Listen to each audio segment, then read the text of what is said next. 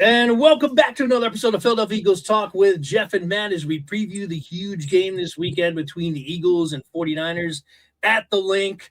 Huge game between two teams that have really impressive records this season and have a building rivalry over the years.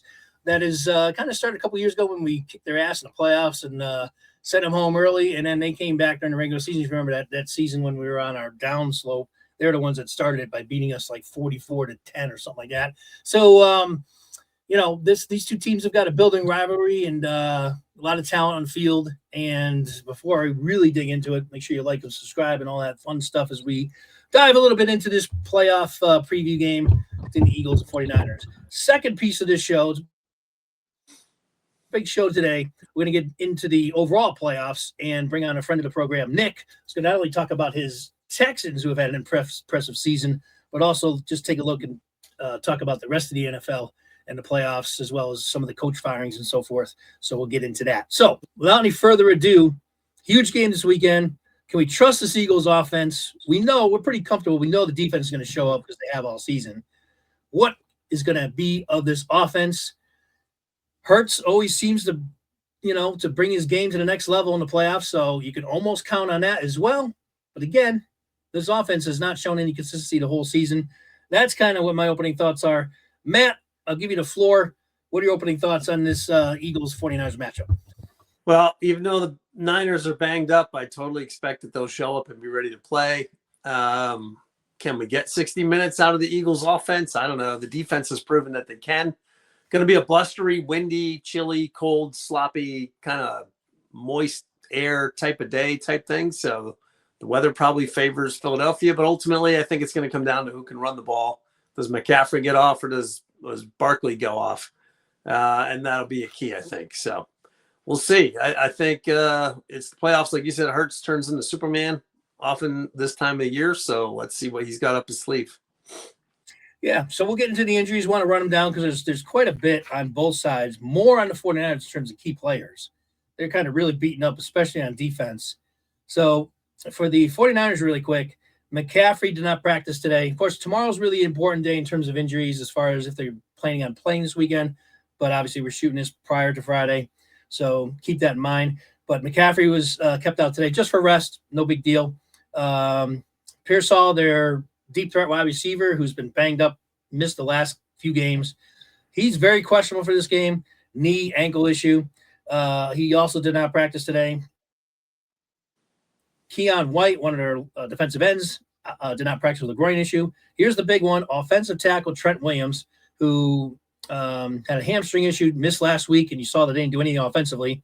He's kind of like the Lane Johnson of our offense. You know how the Eagles just are not the same without their big hog on the line. He's questionable, and he did not practice, probably held out. Tomorrow's the key for him. Linebacker D. Winters with an ankle also did not practice. Limited practice, Jordan Elliott, defensive tackle. Luke Gifford, their linebacker, and Kittle, the tight end, obviously, was really good. He had limited practice today with an ankle. Kittle's going to play, so there's no worry there. And defensive end, Matus or something, has a knee. He was limited practice also. On the Eagles side, today he did not practice. Landon Dickerson, no surprise. They've been resting him. That's his designation. No injury related, just they rested him. Toth with a concussion. He didn't even play much last week, and he somehow got concussed. But anyway, he was held out of practice. Limited practice today. Calcaterra, we know that I still haven't seen him play because, believe it or not, Matt, I still have not had a chance this week. He's been busy to rewatch the game. I'm hoping to do that before this weekend. But you talked about that play, and you said there was a dirty hip drag tackle. Yeah, totally a hip drop tackle on Calcaterra. Yeah. So they didn't bother trying to release it. Totally. Yeah. So he's limited practice with an ankle, so it doesn't seem like it was he ended up with any type of severe injury, but he was limited practice. Jalen Carter injured his hip during practice last week. I'm not hearing that there's any big concern about that, but he was limited practice today. Dallas Goedert with a knee, limited practice. And then, of course, we know Lane Johnson, first day back at practice. So that's a big positive step. Limited with his, Liz Frank injury. Full practice, Nakobe Dean. Yay. We're all happy about that. With a hamstring. Marcus Epps is obviously getting through the protocol for the concussion very well because he wouldn't have been on the field otherwise. Al-Jalari, who we haven't seen from in a while, but apparently he's back on the active roster with a hammy. And these are all full practice, by the way. And Jalen Phillips with an ankle. All right, so we ran through all the injuries. That's what the picture looks like right now, injury-wise. So we're going to dive right into the keys of the game. Before I forget, let's bring up the actual there we go. So, yeah, 49ers 12-5, Eagles 11-6, pretty close record-wise. 49ers, for me, was a team that just kind of, like, all season I wasn't even giving them really paying much attention to them. Because I knew they had an easy record because they had such a bad season previous year. Played a lot of not so impressive teams, although they're in a very, very tough division, granted, outside of the Cardinals. But the team's really kicking on all cylinders. And even with Mac Jones, they were playing well. And then with Purdy, they've even brought it to a new level. Purdy, to me, I've always thought he was an underrated quarterback. I don't think he gets enough. A lot of people just kind of poo-poo him and they're like, I don't think he's that. But I think he's actually a really good quarterback. Is he great? I don't know if I'd say that, but he's definitely good and definitely above average and can definitely get the job done. I think he's smart. I think he's accurate. I think he's got a decent arm, and he can scramble to get out of some rushes. So he kind of does it all. Doesn't do anything great necessarily, but like I said, he's always impressed me when I've watched him. I don't know what your thoughts are on Purdy, but I always thought he was a pretty decent back. And obviously McCaffrey's back to where he's always been, one of the elite running backs in the league. Kittle is one of the best tight ends in the league. Defensively is where I think the Eagles can make some gains here because they are really banged up. No Bosa, he's been out for the whole season. Fred Warner, the talented linebacker, of course, is not there. And they've got another couple of guys that are out for the season on the defense. So typically in a normal Eagles year offensively, when they have all this firepower, you'd be like, man, they're gonna be able to score at will in this defense. But the Eagles offense hasn't been able to score against anybody at will this whole season. No. So I don't have much confidence that suddenly they're going to flip a switch and suddenly become this great offense in the playoffs. I think it's going to be up to the defense to limit the amount of scoring, not only against the 49ers, but however far they go. Hopefully they obviously continue to move on after this weekend. But I think the defense is going to have to lead the way, and hopefully the offense, we just got to hope it squeeze out enough points to carry this team forward. And we know Jalen pretty much always steps it up in the playoffs. He seems to lift his game, and that's what makes Jalen. So I think those are my at least opening touch points. So, I don't know if we're going to kind of get into the keys of the game because we got a guest coming on. We want to have keep them waiting there in the green room. So, So like if you had to have, I know what my main key to the game is. I'll wait to hear what yours, but let's start getting into the keys to the game. What do you think the Eagles need to do to beat the 49ers? Eagles have to stop McCaffrey. So the defense has to make sure that McCaffrey doesn't get loose, doesn't get breaking any big runs, and just Brock Purdy throw against our awesome pass defense. Like that's where it's at. Because Purdy's going to get hit. He's going to get hit pretty good from all sides. So you just can't let McCaffrey beat you. Luckily, we've got Cooper DeJean and very, very good linebackers that can go get McCaffrey when he's catching those passes out in the flat. Otherwise, the receivers don't really – I think they match up well against the Niners wide receivers. They'll get a couple catches. Juwan Jennings is pretty good. Purcell's banged up. But nothing scares me, offense versus our defense. No matter how banged up their defense is, our offense scares me enough that they could just shut themselves off at any point in time in the game. So if the Eagles offense plays 64 minutes, then no problem. We'll probably be up in the 30-point range. And if we can't, we're going to be stuck in the mid-20s again or lower, battling it out with a team we should have put away. Yeah. I mean, I think we're on the same page there. We can't expect this offense to just suddenly flip a switch. We think it'll be a little challenge again because it's been all season for this offense to just get moving and consistently move the ball down the field. It's really puzzling. We've never been able to figure it out with all the talent. They have more talent on their offense than 90% of the teams in the NFL, but somehow can't move the ball sometimes. So it's very frustrating, and we've talked about those frustrations all season. Defensively, I read a stat today. We've been talking about Quinyon Mitchell and how he's one of the best corners in the league. He's the only corner this season that hasn't given up a touchdown, and the actual number of snaps where he has given up a touchdown is now over 500 snaps. So he's like 505 or 506 snaps where Quinyon Mitchell has not given up a touchdown pass. Pretty amazing. He's incredible. But know about him. Obviously, any team that's smart is going to be picking on the other side. And Adoree Jackson, as we've talked about in the last month or so, has been playing. I don't know if I want to say great, but very good. And but he's still going to be the target. They're going to be testing him certainly over Mitchell. So we got to hope that he can continue to keep up playing the way he has been. Because otherwise, and certainly we don't want him to get hurt, because we just saw last week that we have zero depth behind him at the second cornerback spot. So the other key, I think, well, here's my key. I think the biggest key to this game, and I agree with yours, by the way, but my biggest key, I think, is not even on the field. And what I mean by that is I think this comes down to Kyle Shanahan versus Vic Fangio. I think it's his scheme versus Vic's scheme, and whatever team wins that battle is going to win the game.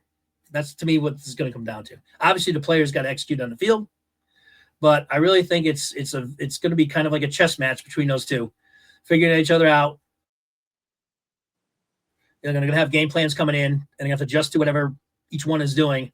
And I really think that it's coming down to that as far as who's going to win this game. And I don't know if I've ever said that in any game ever that I previewed, where I thought that the matchups off the field is actually going to be the pivotal or one of the key matchups. But I really feel that is the case with this game. I think it's going to be a battle of the offensive coordinator for the 49ers versus the defensive coordinator of the Eagles. And then, of course, the key matchups on the field, certainly. But that, to me, is what this game's going to come down to. Which coordinator is gonna outsmart the other. And so that's my first. Will have a big part to play in that. So yeah. I think one of the other keys that ties into that is they can't let Brock Purdy get on a roll. They got to keep him out of rhythm, off his game. When he's rolling, that dude's able to just put things out of his mind and execute pretty well. So keep him moving, keep him rattled, give him looks that are going to be disguising some things. Don't let him get on a roll. Stop McCaffrey and don't let Brock get on a roll. 100% agree. Yeah, my other key game would be McCaffrey too.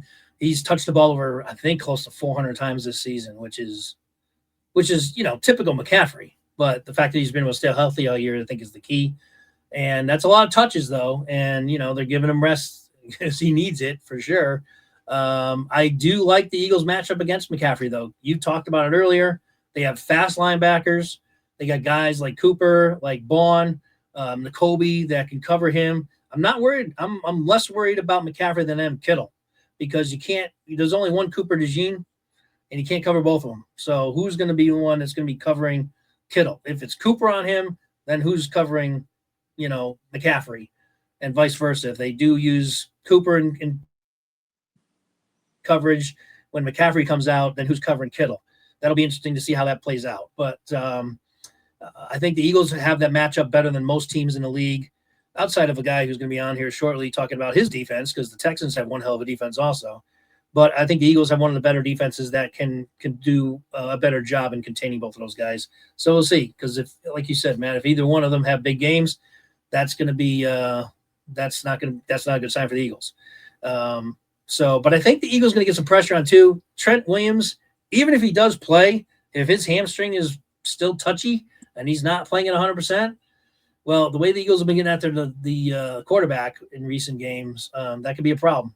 And certainly if for some reason he doesn't play, it's not going to be a fun day for Purdy, because the Eagles going to be putting a lot of pressure on him for sure if Williams isn't out there. They have a much better pass rush than Seattle does. So, and Seattle had an effective pass rush against Purdy last week. So, I just that's kind of how I see it winding down. Do you have any other keys? I think special teams might come into play as well. Our punter's been fantastic. For some reason he didn't make the Pro Bowl. I don't know who made it punter-wise in the NFC, but how the heck man didn't make the Pro Bowl this year is just travesty, really. He's punted great. And their kick return game, I think they have Sky Moore, who's pretty dangerous. He's had some decent runs backs for the 49ers, so the Eagles got to contain that. But the Eagles' special teams defense is usually pretty good, so I'm not necessarily worried about that. We've faced turbans this year and stuff, people like that. So, I don't think we're gonna, necessarily have to worry about Sky Moore too much, but he has had some decent run backs. Yeah, and we just gotta hope that Jake Kelly just keeps kicking like he's kicking because we're gonna need Jake to be Jake. Yeah, the other key will be you got to lay off stupid mistakes. The team that gets penalized the most probably going to leave this game with a loss. Hopefully, the refs don't play into this game all that much with some bad calls, although that seems to be more prominent every week. But don't get no false starts. Stay ahead of the chains. Don't get penalties that kill drives. All those basic, real fundamental stuff. Always very important to be able to beat Shanahan because he's going to be solid on his fundamentals. No doubt. Yeah, they're smart team, very cohesive team. So, yeah, they're typically not a team that shoots themselves in the foot. So that's a really good point. They're a very disciplined team under Shanahan, who's obviously a really good coach, and their defensive coordinator is really good too. Wasn't a good head coach with the Jets, but the guy is a really, really good, impressive defensive coordinator. All right, so let's get into the predictions before we bring on our guest for the remainder of the program. Let's have you start, Matt. So how do you see this game playing out? What's your prediction? Eagles are at home. I actually think it's going to be pretty high scoring. So let's go third. I swear I've. Oh, wow. You're into the 30s? I swear I've said 31 so many times as a score, but I'm going to go 31 again. 31-27. 31-27. Okay. So high scoring game then, you see. So you think the Eagles D is going to give up 27 points in Philly? I think I do actually think if the Eagles, I'm just saying that just because the Niners have a good team. I do think there is the chance that the defense could get on them early and fast, but we'll see. I don't know. You get 1-3 in that defensive secondary, and all of a sudden Bennett or Ringo's on the field, and then it's throw touchdown after touchdown after touchdown. They've got shit behind Cooper DeJean and the starters there. So I'll say 31-27. All right. So you got a high scoring game. Mm-hmm. Okay. Well, I'm going to go. I'm not going to be as high as that on either side. I'm 23-13 Eagles. I expect this defense to show up big time. 23-13. Now, I have the offense in the low 20s. I think that's attainable, but it wouldn't surprise me if this is even a lower scoring game, like it's 17-13 or 17-16 or something like that. I could see that also, but I'll stick with 23-13 Eagles. I expect this defense, especially at home, to be revved up, and as well as they're playing, and the fact that if Trent Williams, even if he plays, he's not 100%, I'm factoring that into the equation. Again, the matchups I think are key. I talked about them earlier. I think this team's capable of containing McCaffrey because of their speed and on defense. Kittle's the one that probably worries more than anybody else, to be honest with you. So that's where Epps will be. 20. So Marcus Epps. Yeah. Kittle. Right. Yeah. 23-13 will be who I go with. All right. And, let's bring on our guest now, who's been more than patient waiting because we had to take 2 takes today. So let's bring on Nick. Nick. Hey, how's it going? Thanks for waiting. What's going on, you guys? So Nick, I told you Nick, last time I was on, go ahead. Texans were going to win 12 games, and you said there's no way. Did I say that? Yes. And after the 0-3 start, you texted me like, hey, I guess I'm not going to have you on for the rest of the year. And I texted you back saying, wait. That they lost every game by under 4 points. Okay. The 0-3 start, every game was really close. And we see where we are. So you remembered all that, huh? You remembered all that? Yes, sir. I don't remember saying the first part, but it's got to be on tape because I don't, I'll go back into the archives and take a look at it. I believe you. Yeah. Well, you said you could see him going 10-5. You said, 10-7. You said 12-5 is too high. Okay.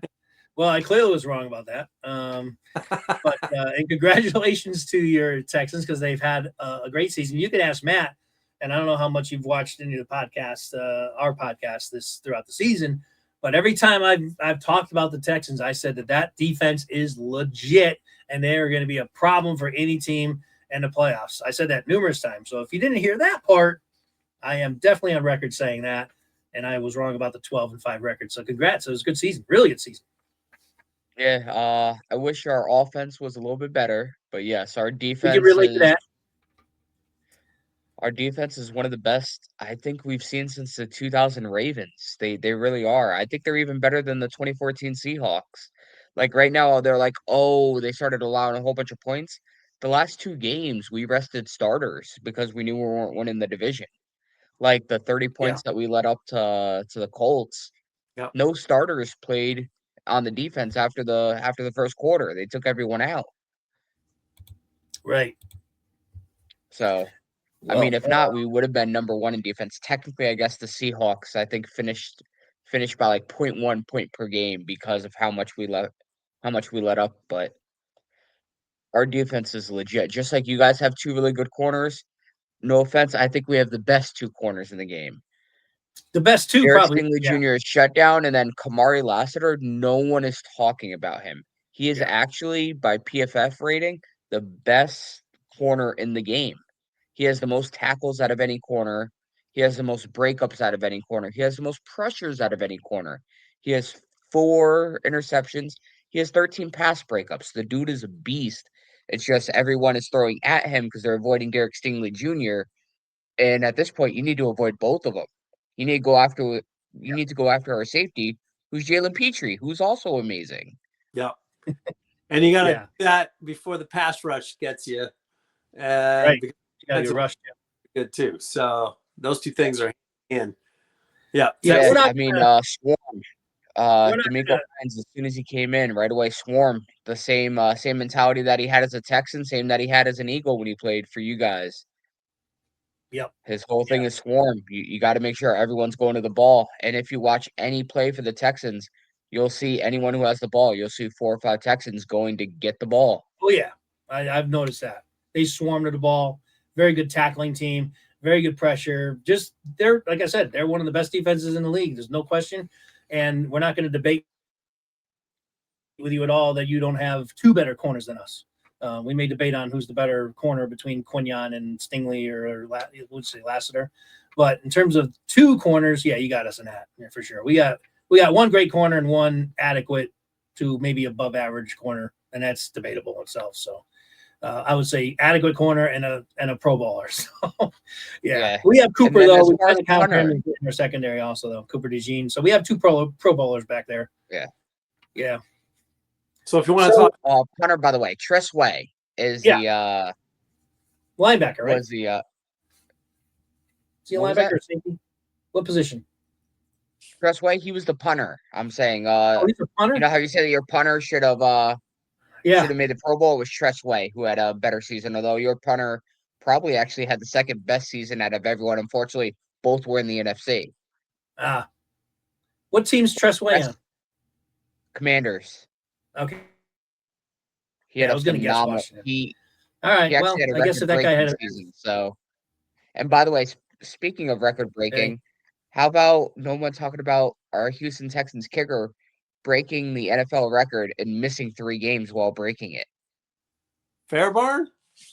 Yeah, Fairbairn. He had the most made field goals in the NFL in history, and he missed 3 games. Wow. Really? That's how bad our offense is. I didn't hear that record-breaking stat this year. That's weird. Yeah, he made 44 made field goals. Missing 3 games. Wow. Missing 3 games because that is how bad our offense is. If you include Matt Wright, who is our other kicker, who made, I think it was either 8 or 9 in there, which obviously he would have made the same amount, you assume, if not maybe 1 less. He would have destroyed it. Yeah. No kidding. And that's with missing 3 games.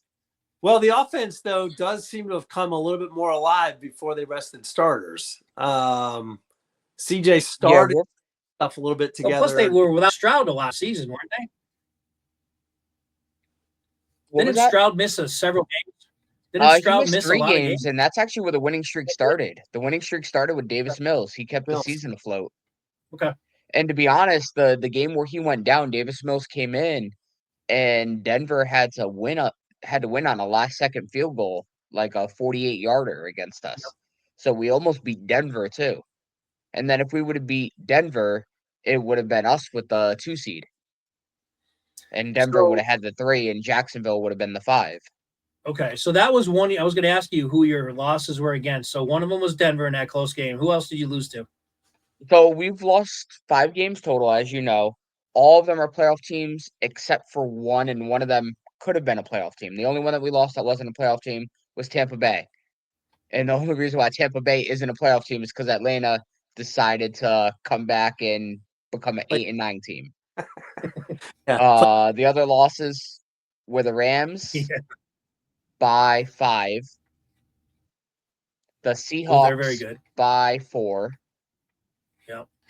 the Jags by 8, and we have one other one, You said it was a playoff team. So was it the 49ers? and it's a playoff team. Was it San Fran? No, we beat San Fran. Okay. Why am I drawing a blank on the other one? Green Bay? Did I name all 5 of them already, and I'm just miscounting? Well, you said Denver. You said the Seattle. You said the Rams. That's Yep. 3. Jaguars. Tampa Bay and Jaguar. Okay, so that's 5. Tampa Bay. Okay, yeah, so I did say all of them. I Okay. just miscounted. Yeah. Those are all really good teams. So, yeah, you're And testing. every loss was within 8 points. Yep. 3 of the losses being So you guys within are 3. battle tested then for these playoffs. Yeah. I mean, we have the I highest tell you what, strength of I'm victory serious. out of every playoff team minus the Rams. The Rams are the only one who has a higher strength of victory. Because also the teams that we beat are teams like the Chargers. We beat the Jaguars, who are a 13-win team. We beat the Bills, who are a 12-win team. So we've beaten all the high-end caliber teams as well. Yep. Yeah, you're going to be dangerous. You got to be pretty excited about the Texans. I mean, I would be. I think you have to be heading these playoffs thinking, because there's really no juggernaut teams on either conference. So I think the Texans have what seed are you? 3rd? We're the 5. You're the 5. So who's the 3 and 4 seed? The 3 seed is the Jacksonville Jaguars, and the 4 seed is Pittsburgh, who we're playing. Yeah. Okay. Yeah, that's going to be interesting. Like if I'm putting money on this week, I would have game, to it'd be interesting to see what Matt thinks. I know Matt's got a lot of Steeler. I got some Steeler fans as friends too. I think the Texans are going to beat the Steelers this weekend. I think Texans are going to beat Steelers, and I think the Jaguars are going to beat the Bills. I think Bills are going to lose, and I think Steelers are going to lose. See, now Matt, what you don't know about this, Nick, is that Matt has come around full circle now on Trevor on Lawrence, because Matt, and he was right early on in Called him out. Career. He called him a bust and said this guy is just overrated, blah, blah, blah, blah, blah. But he's come around on Lawrence this year, no doubt about it. And now he's picking him to upset the Bills. Wow. I think the Well, Bills. Lawrence, until about week 9, he looked terrible. Yep. And then all of a sudden he turned it around in the last, 5 weeks or 4 weeks. He has 16 total touchdowns, 1 interception. The Yeah. last time that happened was Aaron Rodgers' MVP year in 2020. Yeah. Like, he's playing lights out. Yeah. He's playing. If he would have played this way the entire he's year, he would have been an MVP. I mean, he right now, if you're to go by betting odds, he's 4th favorite to win the MVP. Keep in mind, he's not going to, but to Right. even put himself in the conversation versus how he started Yep. shows how good of a second half of the season he had. And the Jaguars are on an 8-game winning streak. The only people on a longer winning streak is the Texans with 9, and they could even have it longer than that, because the one game where they lost, which was to us, they were up 19 points in the 4th quarter. Yeah. And they could have easily won that game. So they could be on an 11-game win streak right now. He's looked like he's in full control of that offense, which was different from any Trevor Lawrence I'd seen up to about midway through the season, where he was hesitating, overthinking too much. Oh, I should run. No, I should pass. Like, all this confusion in his head. You don't see that anymore. He's playing with clarity and making good judgment calls. He knows when he doesn't waste time. He's seeing the field, the whole field well. He's throwing good balls. Who's the receiver? Parker Washington. Yeah. Or Washington Park. Yeah, he's really come on. It's Yeah. Parker Washington, Yep. yeah. And then who opened it up was Jacoby Myers. That's Yep. honestly where the Yeah. Jaguars went from okay, they might be a wild card team, like a 9-10 win team. So Yep. wow, you really need to watch out for them because Jacoby Myers, he opened up everything. Brenton Strange went from Right, Strange is a pretty injured decent to tight getting end. back healthy. Yep. He's looking like a great tight end. Yep. And And NTN then had the a running rebound backs are season looking as good well. too. NTN had a rebound year. He had over 1,000 Yeah. yards rushing. Played really well. And their defense has been consistently good, and they've just been waiting for that offense to turn on. So the Jags, I think, I don't want to play the Jags if I'm in the AFC to get to the Super Bowl. But I think the Steelers and the Bills, they're out of all the teams in the playoffs, those two teams have by far the most pressure on them both. Josh Allen and Sean McDermott, Yeah, all the pressure they because do. all the Especially the Bills, because this is the first time Allen doesn't have Mahomes or Burrow or Jackson in his way.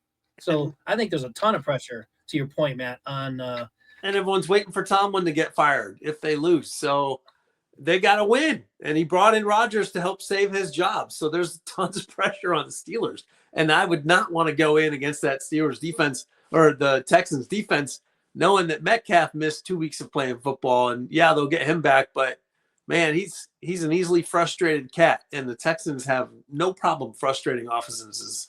So yeah. I don't know. Those two games, I think, I don't think Bills and Steelers are advancing past first round. Oh, interesting. I agree with one of those. I don't agree with another. I think I know which one you're talking about. I think, to be honest, I have the AFC Championship game as Bills Texans. yeah, I don't think. I think I was going to ask you, if you beat the Steelers, who do you play in the second round? The winner of which It game? depends on what happens. If the Bills win as well, the Bills will verse the Broncos. Will verse the Patriots. Okay. So a lower seed would need to win, and there's only two other lower seeds. That would be the Bills winning, or that would be I was about to call them San Diego, but obviously they're no longer San Diego. Sorry, the Chargers, yeah. LA Chargers winning. And to be honest, I'm sorry, I just don't see it. Their offensive line is just too banged up. Yeah, they lost those two guys early in the season, and Herbert's a lot of times running for his life. I agree. Yeah, there. I mean, we sacked him 10 times and only 5 counted because that's the one thing that the Texans need to clear up is, my God, we are so bad with penalties. We're the third most penalized team in the NFL, and it's always when we make a huge play. We'll make a sack and then have like a hold that means nothing to it, or do like a dumb face mask. Like I said, when you sack a quarterback 10 times, well, don't you still have the former only Eagle 5 defensive end? That's an issue. His name's slipping my mind. Don't you still have the Eagles' former defensive end, Matt? What's his name? Mr. Penalty, Mr. 15-yard. he played all last week. He had Barnett. actually. Yes, Barnett. Yeah. He's always good for a couple 15-yarders. Yeah, he had a good season though. I think he finished with 6 sacks. I always liked him. I didn't want the Eagles to get rid of him. Yeah, he's a good player. I mean, yeah, he's our third stringer. We put him in for third down only. Yeah, I mean that's some pretty good depth to bring him in third down because he's always been able to get some pressure, but he'll hit the quarterback late at least once a game. So, but yeah, so a lot of penalties. Yeah, you got to avoid those in the playoffs definitely. What's interesting though, and I really kind of hope it lines up this way, I'd love to see Drake May against your defense. I'd love to see that matchup. So would I. I honestly think we would match up well against. May's obviously had a great season. Drake May would blow out certain defenses. I don't think he would blow out ours. The reason why is his. Well, I'm not saying he would. I'd like to see him against a really good defense. Because he's had kind of an easy schedule and hasn't played a lot of really good defenses. That's what I'm saying. I'd love to see him play against a really good defense, see how he does. Yeah, because he's the 4th most sacked quarterback, and I agree. He hasn't gone up against many defenses. And to be the 4th most sacked quarterback and then have to go against one of the best people at sacking the quarterback, who, if you include the penalties, we actually had the most sacks in the NFL. If you take away the penalties, we had the 4th most sacks in the NFL, just because, like I said, we're dumb. We had 32 sacks negated by penalties. 32. It's the most in NFL history. Because we are terrible at committing penalties. We make the worst penalty mistakes ever. That's Apparently. also our drive killers too. We have so Yeah. many holding penalties, and they kill our drives. Now wait a minute. Isn't what's his face is your coach, right? The former Eagle. Huh? What was that one more time? You cut Who's your out. coach? The former Philadelphia Eagle linebacker. Miko. Your head D'Amico coach. Ryans. Miko. Yeah, Miko Ryan's right. So his team is that. It's just surprising to hear that his team is that undisciplined. Well, the thing is, we are undisciplined when it comes to making a big play. That's when we're undisciplined. So Just we're bad committing timing about every time. 7 penalties a game for about 55 yards, which is mid-pack. The issue is it's always on a big play. It's never on like a small play. Oh, It's man. whenever we do something great, it's like, oh nope, that doesn't count. Yeah. Man, that's gotta be frustrating. Holy smokes. It's beyond frustrating. Like we've had I looked back at it actually because I wanted to get this right before I came on. We had 9 touchdowns negated due to penalty this year. 9. 8 offensive, 1 defensive. All due to penalties. That was second most in the NFL. Only team worse was the Commanders. They had 11. Now, are you able to watch a lot of the, being in Connecticut, are you able to watch the Texans every week? Every single week I buy the NFL have- package. Okay, you do. So would you say that all those penalties you're talking about, how many of them or what percentage of them would you say were bad calls? Not many. We create we do a lot of bad stuff. Like Okay. the discipline is getting The better, refereeing but in it's still the not league is there. just terrible league wide. So I was thinking you were going to say, yeah, maybe 20 of them, 20% of them were bad calls, but you're saying that most of them were legit calls. I'd say 8 to 10 or 8 to 10% are bad calls. Yeah. I wouldn't say, which is about the average officiating crew. You're going to make about 10% mistakes. There are a couple that were egregious where even all the analysts were talking about it later on. Like the one where we lost against Tampa Bay, actually. The one where they called a penalty that gave Tampa Bay a first down that led to their field goal to win the game. That was a terrible one. They called pass interference and it was actually offensive pass interference, not defensive. And they ended up winning the game because of it. But besides that, there hasn't really been anything egregious. That's the only one that's coming to the top of my head. So, and I see you shaking your head, Matt. I'm sure you remember that one. It was a really bad call. Yeah. Yep, it's one of the worst ones, and there's been a lot of bad pass interference calls this season, or non-pass interference calls. Like refs have thrown a flag when when there was nothing there, and then they've not thrown the flag when somebody's getting completely dragged out of the play. So I remember that one sticking out because I have Sunday tickets, so I'll be flipping through the games, but I remember that play and that call, and I was just thinking like, man, they got lucky. And because the Buccaneers haven't had anything going for the last 5 or 6 weeks, and to kind of get a cheap victory, they really slumped out the stretch. They really did. And unfortunately, when we played them, that was second game of the year, and they came out the gate 6-1, I believe. So we had them when they were playing their best.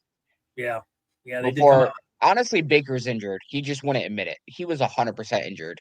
Yeah, he's playing. You saw the difference come week 9 after he got hit on the shoulder. And he's like, "No, I'm good." He was a completely different quarterback the rest of the year. There was one game. It was maybe 2 or 3 weeks ago. It was like a Sunday night or Monday night game where he didn't even get hit on the shoulder, and he was like, he was just suddenly in just pain for no reason. So yeah, his shoulder's been messed up the whole season or since week 9 or whatever. Yeah. Yeah, I mean, to be honest, he was a runaway MVP candidate at that point. Like, it didn't look like anyone was touching him. Yeah, he had a great start. Like, he had the most touchdown passes, most yards. Yeah. I think he only had like 2 or 3 interceptions at that point. He looked phenomenal. And then after that hit, he completely different quarterback. Yeah. And that without Evan for most. Yep. Can I explain to you why the Texans are going to win the Super Bowl? Oh, wait a minute here. Hold on. Yes, I got some notes for you. But that's surprising. I got proof to back it up. Going all the way. But before you get there, hang on. So, because I don't mean to laugh, because listen, when you have a defense that's that good, and there is no juggernaut team in the league, it's not. I don't know why I'm really laughing, because the more I think about it, it's definitely possible. I guess I just didn't expect you to come right out and say it. I don't know. And I'm not the one to say that, Because I know. I'm Yeah, like, you usually. win one game, lose it all. But Yeah. I actually saw a video where they did this, and then I looked into it as well and added some stuff on. And actually, history is pointing toward us winning it, and there's a reason, and I'll get behind all of those. Go ahead. All right. So 56 out You of have the the floor. 59 winners of the Super Bowl. So all but 3 have either had a top 7 offensive, which we do not have, or defensive ranking team. Okay. We are number 1 overall offense, number 2 for scoring. So that gets rid of many teams. That eliminates the Bears, who they don't have a top 7 offense or a top 7 defense. That gets rid of the 49ers. That gets rid of the Steelers. That gets rid of the Packers. That gets rid of the Chargers. And that gets rid of the Panthers. All of those are just automatically eliminated if you trust 56 out of 59. So pretty much if you trust 94% of all Super Bowl winners have had that. Wow. The only 3 that haven't, you have to go back to the 1980s. Nick, bringing the data to the show. I wonder if those teams, though, those prior historic teams, though, suffered as many penalties as your Texans do though, on a daily basis. So I don't know. I wonder what their penalty totals were back with that. Yeah, if you told me that they were going to drop their penalties by 50%, I think they're destined to go to the Super Bowl. But those penalties might come back and bite them in the ass. All right, so let's keep going. That wasn't the only thing. That just got rid of about half the field. Okay. Yep. There's some more things with this. So 1 out of the last 25, only 1 has not been in the bottom 10 for third down percentage, meaning allowing teams to get. You're about to eliminate the Eagles right now. No, you guys are Really? actually not what you guys are not in the bottom 10. Wow, for third down percentage, I'm shocked to hear that. Now, are you talking defense or off? We're allowing other teams to. For defense.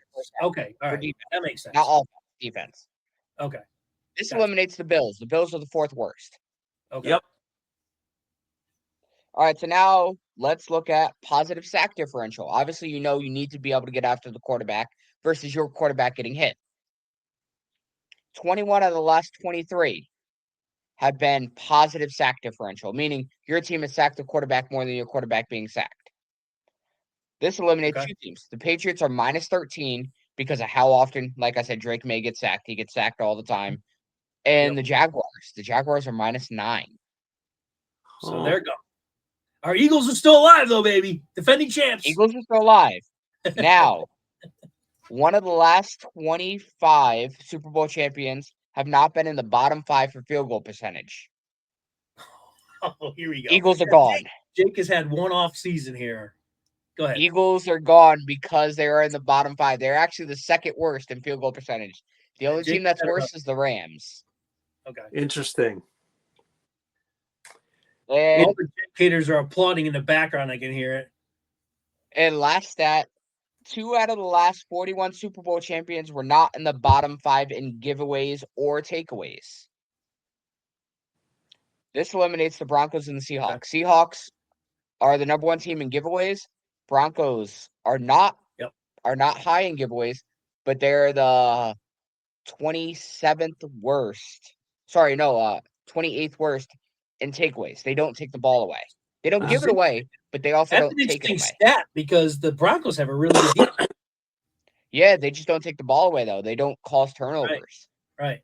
So who does that leave playing the Texans in the Super Bowl? As of right now, that leaves no one left.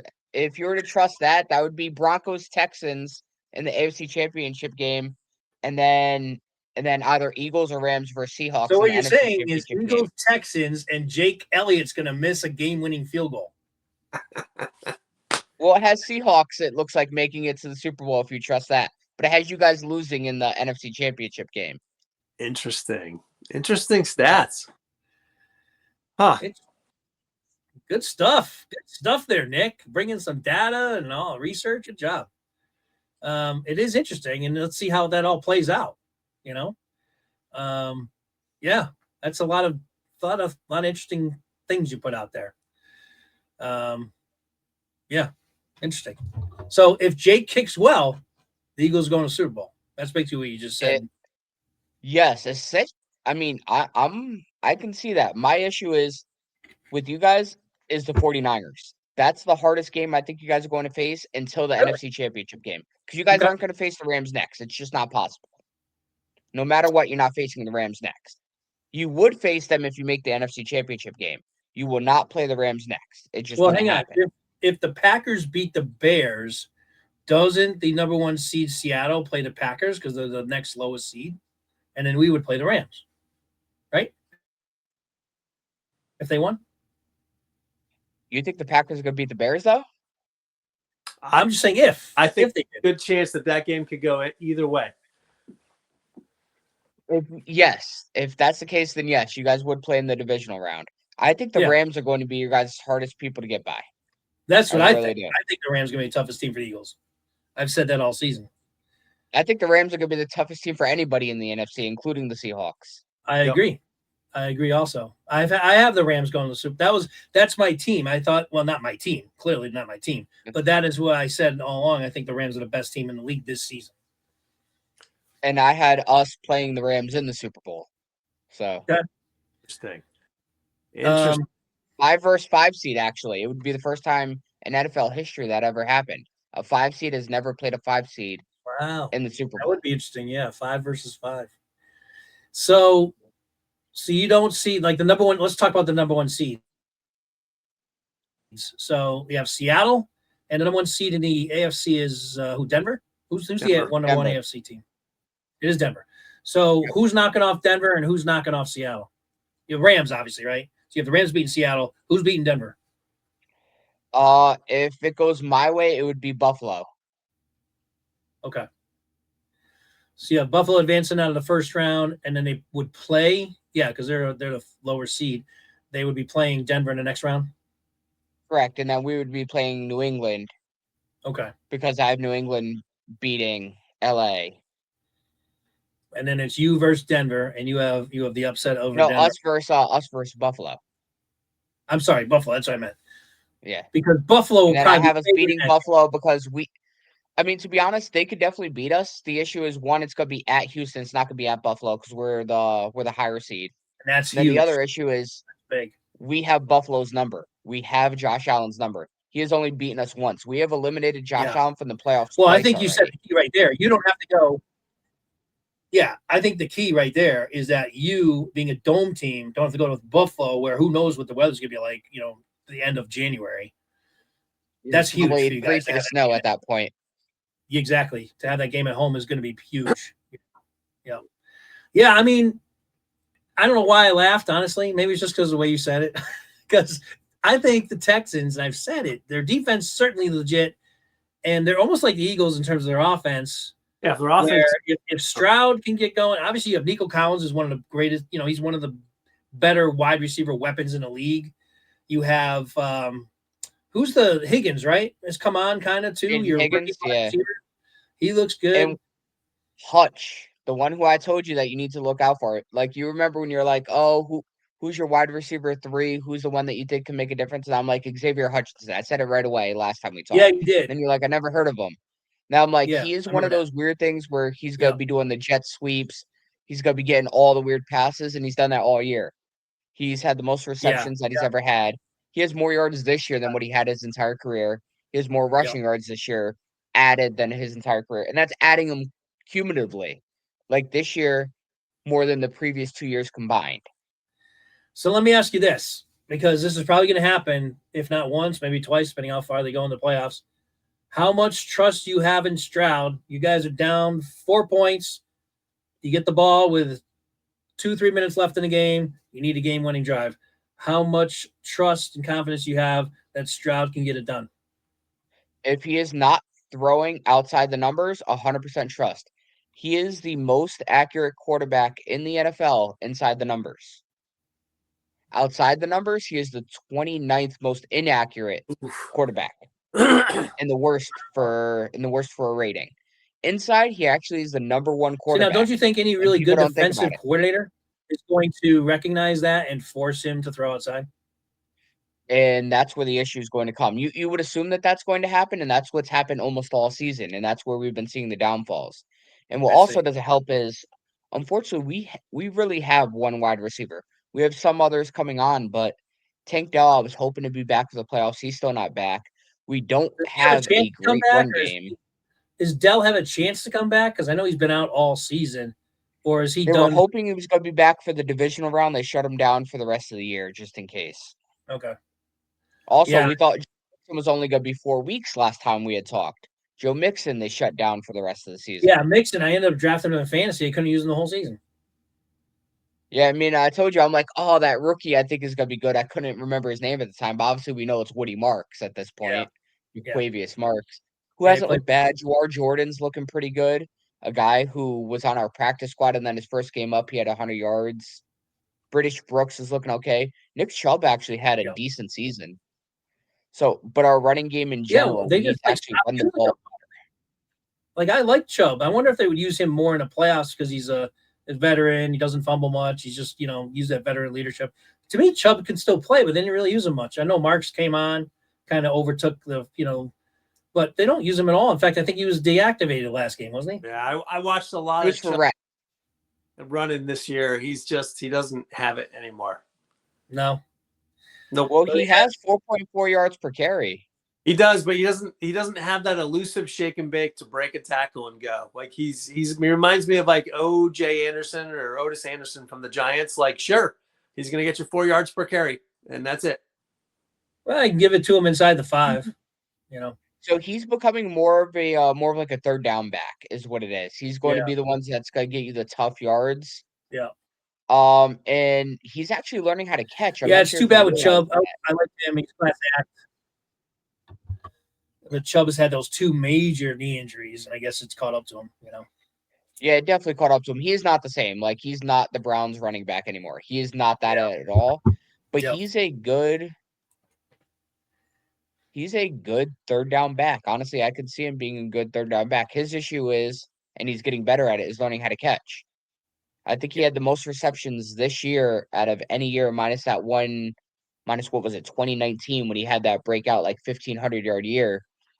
He had like 37 receptions this year, which is insane for him. Besides that, he's been in the low teens, and that's without getting many reps. So he's learning how to catch out of the backfield, which I think is going to extend his longevity by another 2 or 3 years. Okay. So we got to get back to what you said, because I want to circle back to it now. You said that you think that the 49ers are going to be the Eagles' toughest test outside of the Rams. So why, knowing how banged up they are, and we know that they were playing well. You probably heard, I think in the green room you said you could hear us, so you heard what Matt and I thoughts are on the game. What is your prediction? Do you think that the 49ers are going to upset the Eagles? Unfortunately, I already made my picks, obviously, because I'm a you pick 'em thing. By the way, I did finish 166 and 106 this year, so 60 games over 500 Okay. in my you pick 'ems. Okay. And I have you guys losing. It was the second hardest game to That's call. it. Nick, The only game that was harder. I appreciate you coming on. Just kidding. The only game that was harder to call than that was the Bills Jaguars. All right. Well, tell us why. The reason why is you guys. I had to watch it to make sure. You guys are not good at defending against tight ends. You guys, your defense gives up a lot of points to the tight ends. If you look fantasy wise, catches, yards, you give up a lot of catches over the middle. You may Reason give a why lot of is catches. it's not your corners. I don't think you give a lot of scores, though. No, but you give up a lot of yards to get people into scoring position. So think, surprised you're I'm trying correct. to Your think. corners are great. Who does your tight end normally go up against? They're going up against your linebacking core and your safeties. Where is Yeah, your weak point in your good. defense? Yeah, It is your linebacking core and it's your safeties. So, yeah, I understand what you're saying. I'm just trying to think back now which tight ends had good games against the Eagles this year. Well, the Bills. He's breaking open a book. I mean, I have it written down. Give me 1 second. Couple plays to Knox. Higbee on the Rams, didn't he get a touchdown against us? Maybe. Yeah, I think he did. I know the Giants in that game that they somehow beat us. He came on strong. Yeah, I think their tight end had a decent game. Jake Ferguson, Cowboys. Jake Ferguson had a good game. Zach Ertz had a really good game against you guys. Yeah, I remember that. That's true. Yeah, you guys are. I'm actually looking it up right now. You guys are 5th worst against tight ends in the NFL. Okay. I don't think we give up a lot of touchdowns with the tight end, No, but it's a lot of yards. a lot of yards. Okay. Touchdowns, you guys have given up 6 Well, what did I against tight say? ends. What did I say in my prediction? I said the one guy that bothers me more than anybody on that San Fran. I don't even know those stats. The Kittle. one guy that I fear the most is Kittle. I said that. On Yeah, record. Marcus have to play a big game to cover Kittle. But I don't. I think we'll be fine. In knowing that stat, I would put Cooper DeJean on Kittle. That's what I would do. Yeah, maybe we'll see what Vic has up his sleeve. The I mean, And leave it up to Bond. Leave it up to Bond.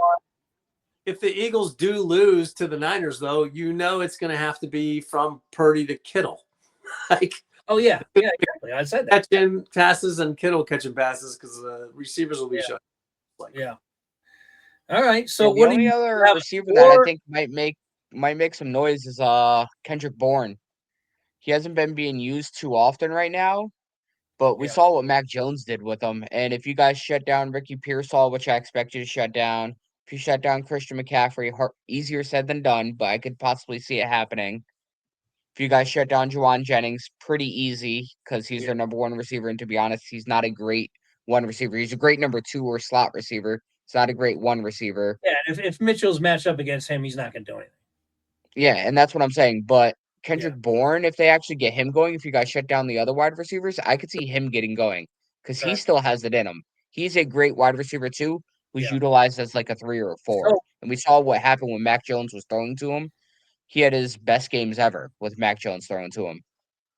Well, So you must also be in the camp where you believe that even though 49ers defense is not good, I don't know if you have what they're ranked against this, that, and the other, but they're not good. They're not a good defense, mainly because they're so banged up and injured. So you're in the camp where kind of like Matt and I are, where we just can't trust this offense to get going. Even against that's my issue. Yes, I don't trust your guys as much as you're saying your offensive line is amazing. I don't trust them for. Well, we haven't said it's been amazing this year. I said before the season that it was one of the best, but they've been banged up and hurt all season long. So right now they're not one of the better offensive lines in the league. Now Lane might be coming back, which is going to help improve that line.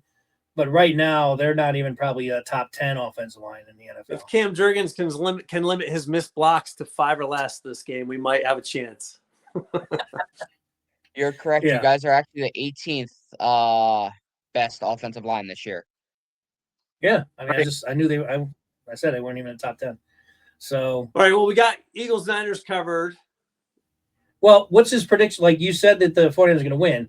What do you think this is a close? You don't think they're going to blow out the Eagles, right? You have a close. No, I don't think they're going to blow it out. Like I said, this was the second hardest game to pick. The only game that was harder was the Jaguars-Bills, where honestly I flipped a coin. And I felt whoever won that game was going to the AFC Championship game. Whoever won the Bills-Jaguars game. Because honestly, it's unfair that they have to play each other. Because the 3 best teams, I think, are those 2 and then the Texans in the AFC. The Broncos, they got really lucky on a lot of their games. The Patriots, I don't know what to think of them just because they haven't really played anyone. So who knows? They could be as good as their record shows, but I don't know. Right. Yeah. I think and to be honest, the Steelers, the quarterback's legit. I don't want to take them lightly, but I just don't trust them. To be honest, I was way more afraid of the Ravens, and I was happy when he missed the kick. I could see that game being honestly, 9-6 or 10-7 game, something like that. I think that's going to be a very low scoring game. I had it as 20-16. Okay. I mean, that's relatively low scoring. I think it might be even less than that. I'm looking 10-6 or 13-7, something like that. 13-10.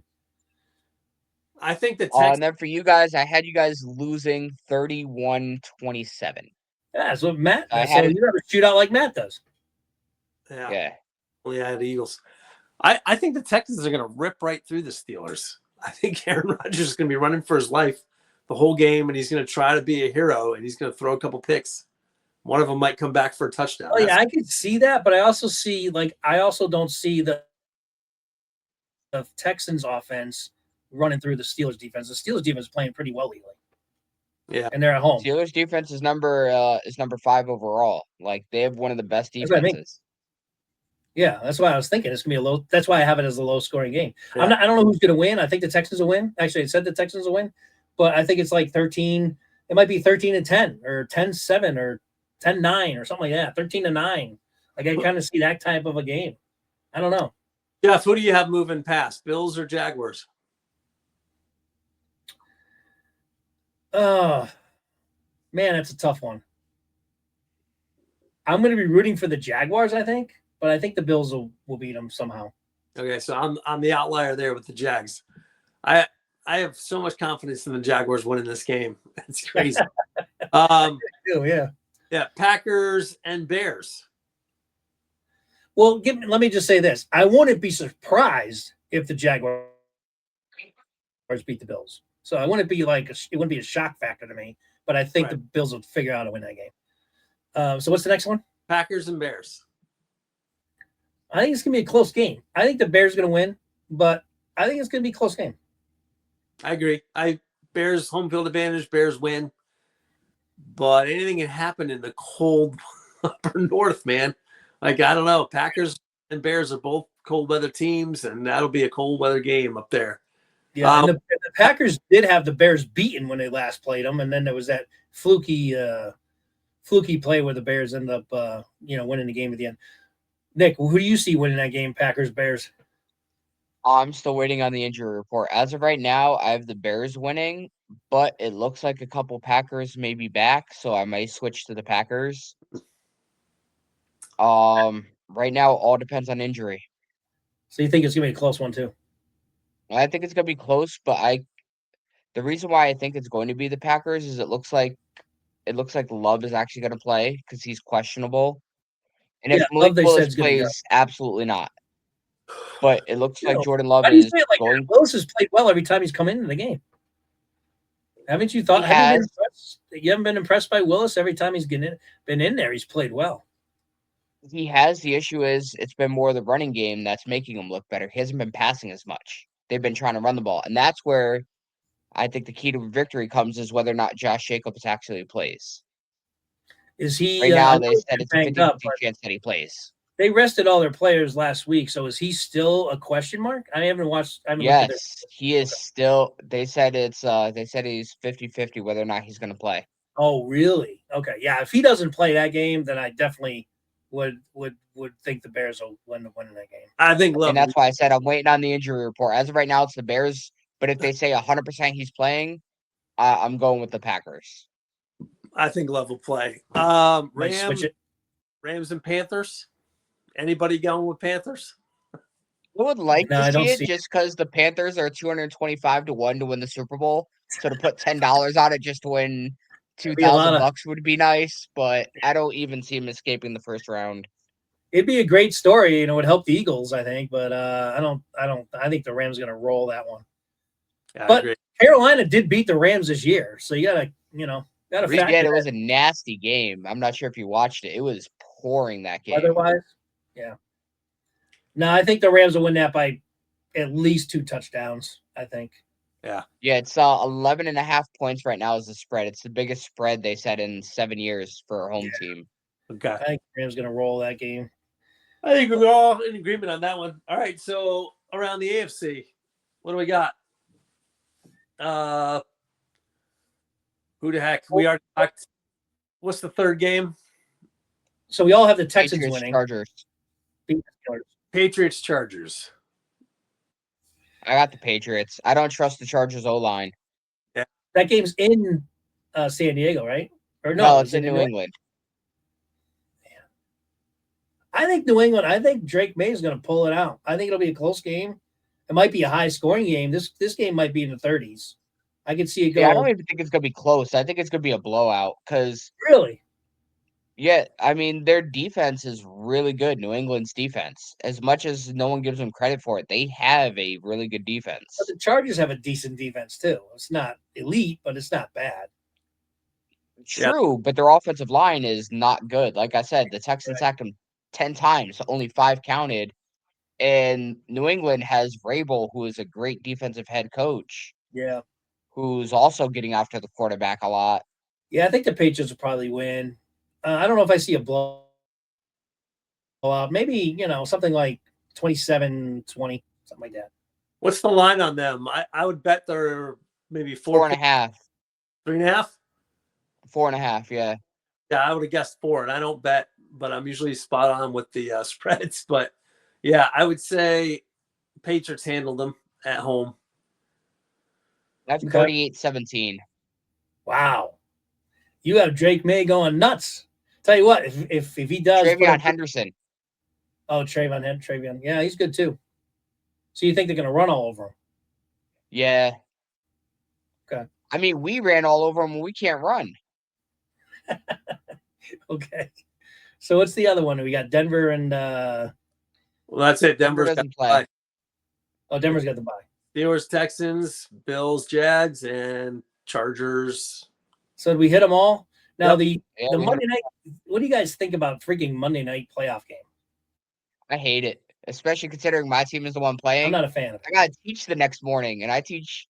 I'm not sure if I told you they moved me up to high school now. So I'm teaching It's all your team AP that's playing classes. I don't want to teach after being up till It's just midnight so stupid. to go No, teach AP calculus to a whole bunch of seniors. no, You that's need to terrible. actually have your mindset at that point. Yeah, I don't blame you, especially if you lose. Man. Oh, and my a lot of people in there are a whole bunch of Patriots fans, so I know they're gonna rub it in Oh, my face man. if we They'll be lose. waiting for you. Oh Yeah. yeah. No, that's what you do. That's when you drop a pop quiz on them. We're all in agreement on the Monday night game. Yeah, thumbs down. All right, real quick, and then we'll wrap it up. Your thoughts on Jim Harbaugh being fired and let go by the Ravens? That surprised you? It shocked the hell out of me. Oh, it Nick. did not surprise me. I even made a video on my YouTube saying one of the two is going to happen. Either Jim Harbaugh leaves.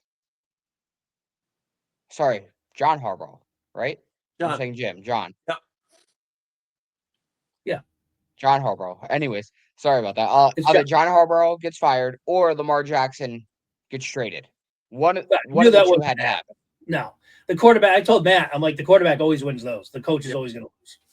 Well, I shouldn't say that. If you have a 50 million star quarterback, they're always going to win. Yeah. Well, and we said my response to that was, well, the Ravens don't know history because when the good coach goes and the quarterback that gets full control is left behind, that team just goes straight downward. It usually doesn't work. Yeah. Never works. Never works. All right. So, Nick, you weren't surprised by it, but where do you think he ends up? Because now Where I think, Miami now isn't open. I don't know if you heard today, but they fired their coach, so now there's an opening in Miami. yeah, they fired McDaniel. So I said it actually in one of my videos saying he's going to one of two places. And when I said it, one of the positions was not open. One of those positions is now open for business. I said he was either going to Cleveland or he was going to Miami. Oh, okay. I could It see is him in interesting how. Cleveland. I know a lot of people are saying New York. I could see that as well, maybe. But the Yeah, reason why I think obviously Cleveland, I don't want him there, but I could see that for sure. the reason why I could see Cleveland is because they have such a young roster and they are so talented. People who didn't pay attention to the Browns this year, shame on them. Their rookies are phenomenal. The tight end's good. Harold Fannin Jr., Dylan Sampson, Yep. Schlesinger. Yep. And their deep. Even Shadur Sanders didn't look terrible. Their Yeah. rookies are phenomenal. They have the defensive rookie of the year, and they have one of the top offensive guys as well. If Yeah. Harold Fannin Jr. didn't get injured, he might have run offensive rookie of the year as well. They have that good of a core, and then they have probably the best defensive edge rusher ever. Keep in mind, this is me wearing a JJ Watt jersey of Myles Garrett. Although Wait a minute. him Wait a getting the minute. Did you sack say he's record is something else. He shouldn't have gotten it. 17 games, I don't think should count. And then also Joe Burrow took a dive, in my opinion. That's my hot take. Wait a minute. But Did you say he's the best defensive end ever? I think he's better than Reggie White. I'm sorry. Yeah, you are sorry for saying that. No way. Well, No way. Look at his stats versus Reggie White. Look at what he does per year Look at his versus stats what versus Reggie White has White. done per year. I invite you to And look at his he stats actually versus has Reggie a White. better per year. The thing with Reggie White is he played much longer. No. Look, If hang on. Miles You got to Garrett remember continues to when play Reggie as long as played. Reggie White does, Hang on. he's Time out. going to blow his sack record out of the water. First of all, time out for a second. Reggie, when he played in his era, there wasn't 70% passing plays every single down. So he has many more attempts or opportunities for sacks than Reggie did during his playing. Secondly, let me just always remind people of this stat. Reggie had 21 sacks in 12 games in 1987, the strike shortened season. Has Myles Garrett ever sniffed that type of production? Yes, this year. No. Do you know how many he had going into It week took him 10? took him 17 games to get 23 sacks. But do you know how many he had going into week 10? Did he have 21? He had 5. Okay. And then from week 10 to week 18, he put up another, 17 sacks in 10 games. No, sorry, in 9 games, actually. So Yeah. he had that same run. Again, more attempts because they don't run the ball as much as they did when Reggie played. You guys, you're just. I mean, I think you're talking about one of the greatest, not defensive ends of all time, greatest defensive players of all time when you're mentioning Reggie White. So I would just pump the brakes a little bit. That's all I'm saying. I like Myles Garrett, but I want to put him quite in Reggie White's class yet. Now he puts up another. Let me tell you this: he puts up another 23 or 21, 20 plus sacks next season. Then you can start putting him in Reggie White's class. So Reggie White had 14.5 sacks on average per year. Do you want to know what Myles Garrett is per average? He also played 16 games a year and had one season where he only played 12. Well, think Myles Garrett's only played 17 for what? 4 seasons now? Right. And some of those have been injured? Again, you got to factor in. I can't emphasize this enough. You got to factor in the point that this is a different era of NFL when it's much more passing game now. So he's got many more attempts at sacks than Reggie did. Just in general. I get that. You almost have to like I said, he's only 30. So if he plays to Reggie White, I think played to 37. So if let's say he plays 7 more years. Can I make another point? Reggie also played his first 2 or 3 seasons in the USFL where those stats didn't count. So he didn't start in the NFL till he was in his early 20s. Got to factor that in also. So right now he has 125.5. Wait a minute, you're not going to acknowledge that? I acknowledge that. Reggie White started at, I think it was 23. Myles Garrett started at 22. Oh, really? Okay, so it's only 1 year difference. Yeah. All right. So I'm looking up Reggie White right now to see what year he started. Reggie White started, at 24. So he started at 24. Sorry, not Myles Garrett started at 22. What was that? He played until he was 39. He played a total of 15 years. So 2 years. Myles Garrett has played 9. If Right, Myles Garrett plays another 6 years.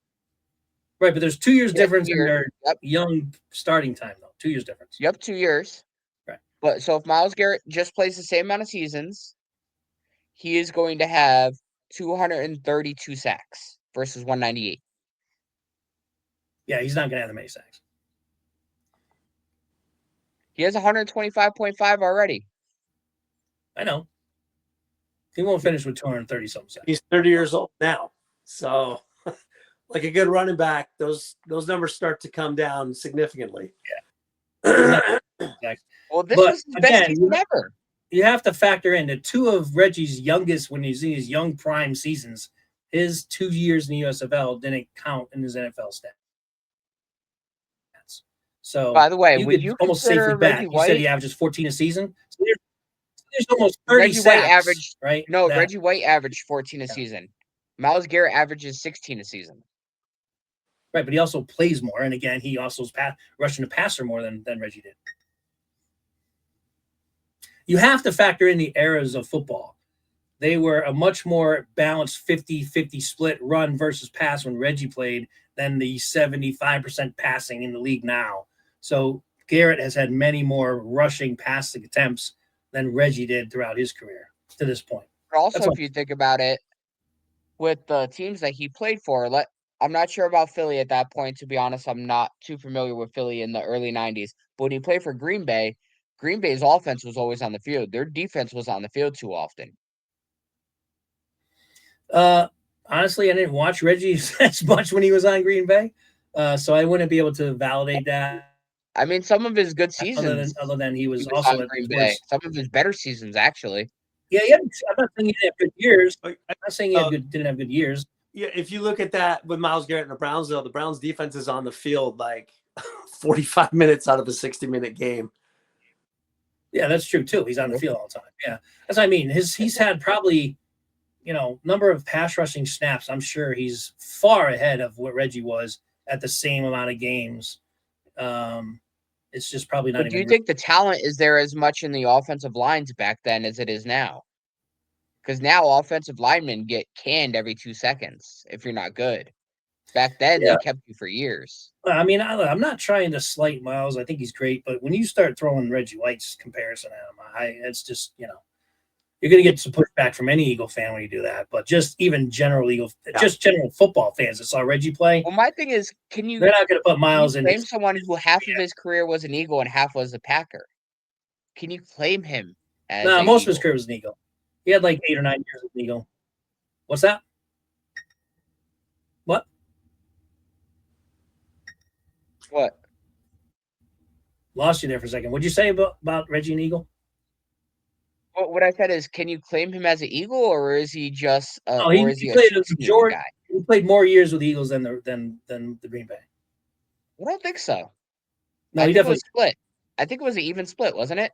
No, it was not. But he did win a Super Bowl with the Packers, so maybe that's why you might be thinking that. But no, he played. He played more seasons with the Eagles. He played 8 with the Eagles, 7 with Green Bay, and 1 with Carolina. Yep. So 1 more season. Yeah. Yep. Yeah, that's a bittersweet time in Eagles history when they let him go. Yeah, so Reggie White, Myles Garrett conversation 5 years from now. So just mark it, make an asterisk on this show so you can revisit that argument. But are we going to wrap this show up? Yeah. Matt seems to be ready to wrap it up, folks. I am. I mean, you guys. So gonna check out. No, we'll wrap it up. Nick, thank you so much for joining us. Appreciate it. Good luck to the Texans. And if by chance somehow it ends up Eagles Texans in the Super Bowl, we're gonna have you back on because we'll definitely want to talk to you about that game. Run through that's that one. Yeah. And according to you, they're going to be there. So the Texans are definitely going. Texans are going. Like I said. According to this, they have you guys making the NFC Championship and losing to the Seahawks, but I don't know. We'll see. I don't know. I can't see us losing to the win against the Seahawks in Seattle. I can tell you that. So that could be absolute truth. Yeah, that's a tough place. So Texans Steelers Monday night. All right, guys. Texans Steelers Monday night. Eagles Niners Sunday afternoon. Right. Yes, sir. That's right. Yep. And so again, good luck to the Texans. Thanks for both of your time as always. And as we wrap this thing up, as always, fly Eagles fly. Matt, take us out. Nick, thanks again for joining us. Go Birds, baby. Good to see you, Nick. All right. See you guys. Thanks again. Yep. See you guys.